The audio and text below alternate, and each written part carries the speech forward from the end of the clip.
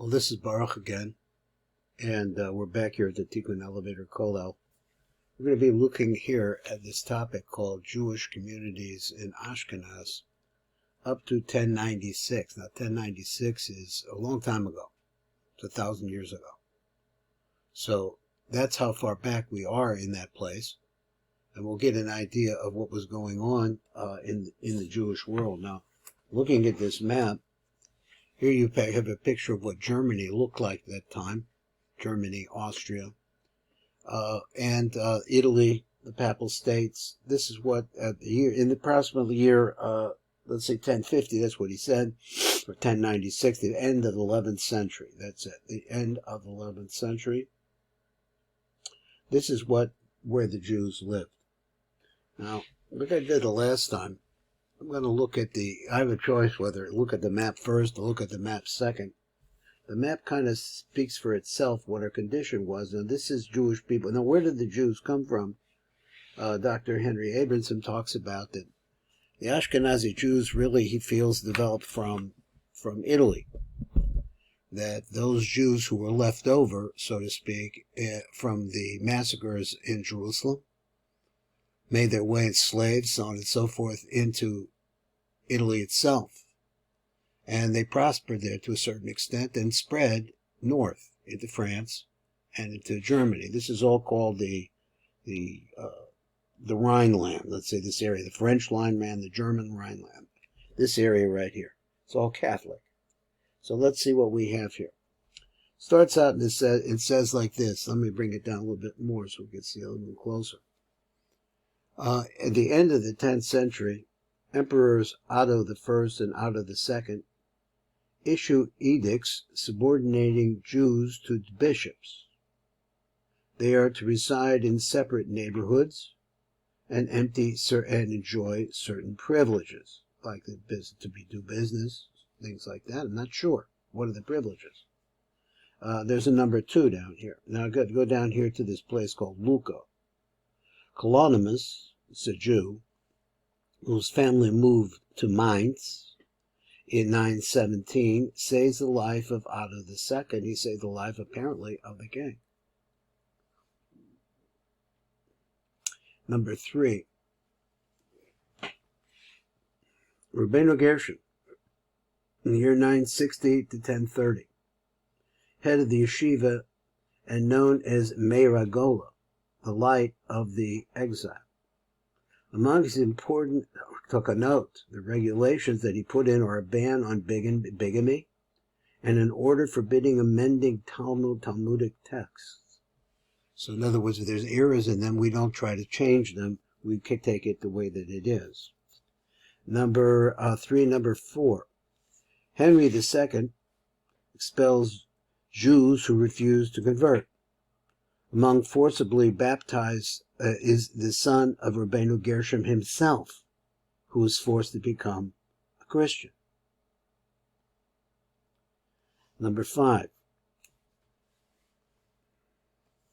Rashi, the great commentator, Reb Shlomo ben Isaac,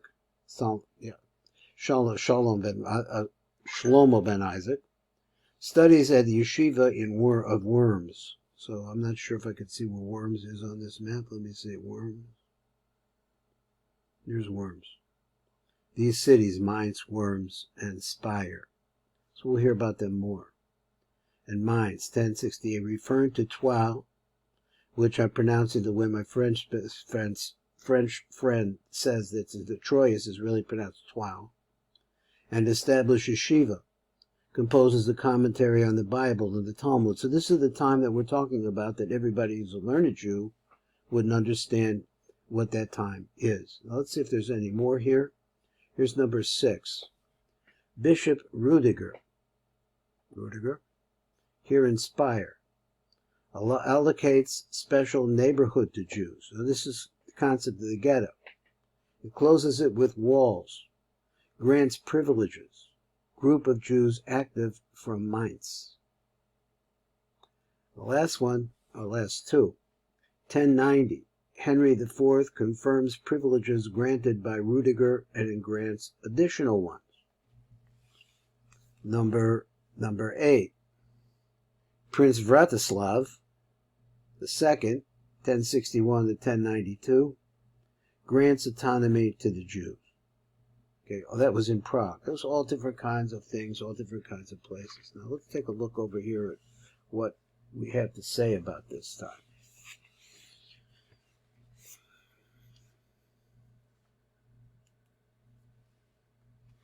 He said, Otto the First the Great, 936 to 973, the Holy Roman Emperor, and Otto II, 973-983, were favorably disposed towards Jews settling in their empire. In fact, these were the formative years of the German Jewish community.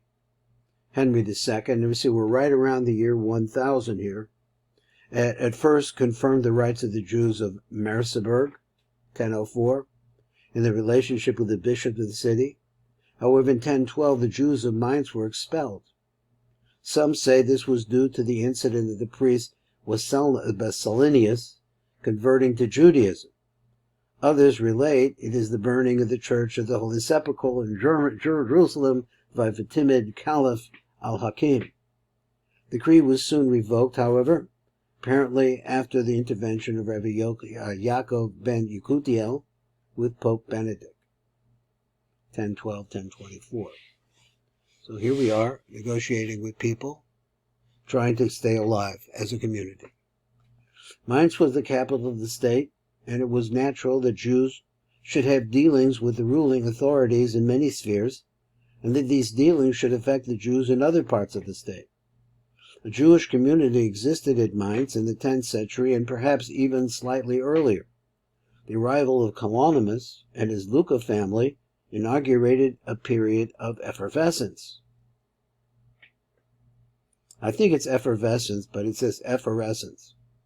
Speyer was ideally situated not only on the Rhine, but also on an old Roman road. The official beginnings of its Jewish community date from the time of Bishop Rudiger, 1073-1090, who granted the Jews privileges in 1084. Rudiger was a major supporter of Henry IV in the investiture controversy, whatever that is. His successor, Johann 1090-1104, continued his predecessor's policies in relationship with the Jews of Speyer. Let's look a little more closely here. So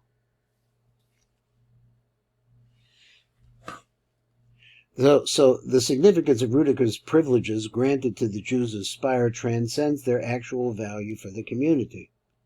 They were proved in 1090 by the Emperor Henry IV and eventually served as a model for many privileges granted to the Jews by other German rulers and other European countries. The privileges determined the way of life for the Jews and the relationship with their Christian neighbors. From what was allowed the Jews in the privileges, we can infer from what was forbidden. Now here we go into detail. The Jews were obliged to pay a protection tax. In due course, their legal status was defined as belonging to the crown or the state treasury, and this implied their subservience to the crown. Worms, Vermeisen in the old language, was another important community. Construction of its synagogue began in 1014 and was completed in 1034. Now let me see if I can find Worms here on the map. I'm not sure I will find it. This is Prague, Regensburg.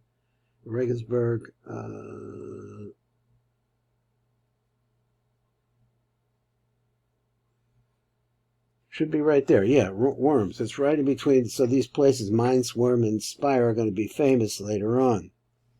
Okay, 11th century. Archbishop Anno seems to have used the service of Jewish moneylenders. It is known that many Jews brought their goods to the triannual trade fair in Cologne. Apparently, they had a privilege to do so and must have also had protection and exemption from travel tax. This is part of what you have there. There were smaller Jewish communities in the district like Trier and Metz. Many Jews in this region owned vineyards. Troyes was known for its leather industry, and the Jews of the city were known for their manufacturing of parchment.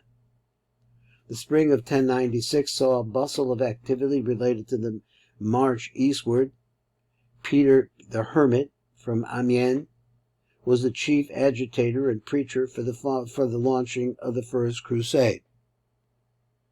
The March of the Peasants was the factor that confronted the Jews with a choice between conversion and death. Rabbi Solomon ben Samson,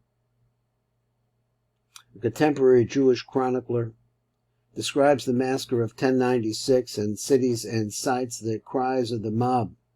As they passed through towns where there were Jews, they said no to one another, "We are going on a distant journey to seek the Gentile house of worship," reference to the sepulchre of Christ. So that's where he was going to. They were going to Jerusalem, and to exact vengeance on the Ishmaelites. Yet here are the Jews dwelling in our midst, whose forefathers slew him and crucified him without reason. First, let us take vengeance on them and destroy them as a people, so the name of Israel shall no longer be remembered, or so that they should be like us and submit to the son of depravity. Jesus. Son of depravity?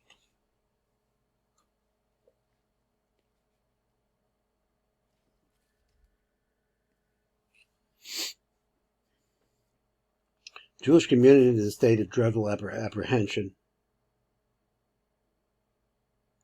circulated letters warning of the impending danger and advising on various measures of defense. Peter the Hermit arrived at Trier, bearing a letter from the French Jewish communities requesting that their co-religionists in Germany give him his crusaders money and privileges. The Trier community responded and was thus saved. Perhaps one could infer from this that there was a possibility of avoiding the tragic events by paying a suitable bribe to the leaders of the crusade. However, this could only have succeeded with a leader who had power to control the mob.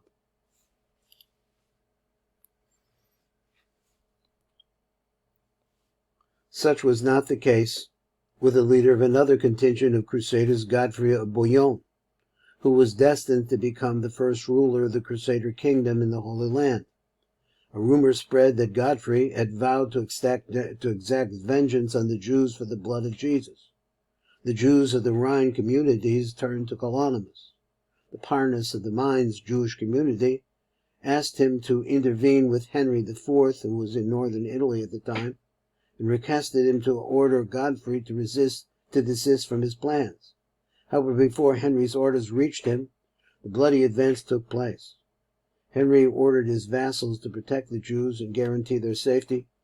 The Jews of Mainz and Cologne appealed directly to Godfrey and paid him 500 pieces of silver to dissuade him from his intentions.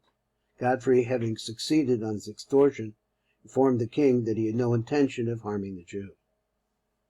First attack on the Jews. So here we see that extortion is nothing new. Nothing new for the Jews. The first attack to the Jews of France was by Volkammer and his followers, who then went on to Prague, arriving with Wratislav II, 1061-1092, king of Bohemia, and fighting in Poland, and Cosmos, the bishop of Prague, was acting as regent. Volkammer gave the Jews of the city a choice between apostasy or death. Many chose to die for Kiddush Hashem, sanctification of God's name. The few that converted later returned to Judaism. While the Jews of Prague were undergoing their terrible ordeal, the Jewish communities of the Rhine were faced with a similar trial. On the 3rd of May, 1096, William Viscount of Melun, surnamed the Carpenter, attacked Speyer at the head of his followers. The Jewish community was saved by Bishop Johann, who sheltered the Jews in his palace. Those killed were 11 holy souls who were sanctified their Creator on the Holy Sabbath, and did not desire to foul the air with their stench. And there was a graceful, prominent woman who slaughtered herself for Kiddush Hashem. And she was the first of the slaughterers and slaughtered amongst all the communities. On 18 May, William and his cohorts arrived at Worms. Here, too, Bishop Albrand attempted to protect the Jewish community by transferring some of them to his palace. Most of the Jews who were left in the city were massacred. After a week, William informed the Jewish community that he could no longer lay siege to the city and demanded that they submit to baptism. Most of the community was destroyed. A week later, William arrived at Mainz, linking up with Count Emicho of Lessingen. Emich claimed that divine revelation ordered him either to convert the Jews or to destroy them. The brigands then forced their way into the palace of Archbishop Rothard, who was a relative of Emich. The tragic story of the Jewish community of Mainz is one of the great heroic chapters in the history of the Jewish people. Its members exemplified the ideology of Kiddush Hashem, sanctifying your life for God, and whose groups sacrificed themselves as one for the religion and their faith. They saw themselves as a generation chosen to be tested, and they were proud to be able to pass the test. Mainz was not the end of the tragic story. Emich and his followers next moved on to Würzburg and Nuremberg, and then to Regensburg, where they arrived on 10 June 1096. Meanwhile, mixed bands of new Jews, crusaders composed of English, Flemings, and Lotharingians, gathered at Cologne, intended to attack the Jews. The archbishop of the city, together with some of the citizens, attempted to hide the Jews in the fortress and afterwards to disperse them in the surrounding villages. The brigands contented themselves with plundering Jewish property. For about 3 weeks, the Jewish refugees from Cologne succeeded in finding shelter in their hiding places. However, on 23rd June, they were discovered, let's work this word, Wevelingehogen, on 24 June in Neuss, and on 30 June in Mors, all these different places. Those Jews who did not undergo baptism by force or by consent, they all died for Kiddush Hashem. During this period, a band of French farmers who had attacked the Jews of Rouen at the end of May reached Cologne. Mid-June, the Jewish communities of Trier and Metz were slaughtered. This are your holy crusades. The destruction of the Ashkenaz communities was almost total. Most of the scholars of Mainz and Worms, the two most important centers, were killed. This was the major reason for the transfer during the period of the Jewish cultural center to northern France. The path of the Crusaders was a bloody one. Their goal in the Holy Land was Jerusalem, and it was there that the Jews, together with the Muslims of the city, fought for their lives. After losing the battle, the entire Jewish community was slaughtered. Now, just a word for myself.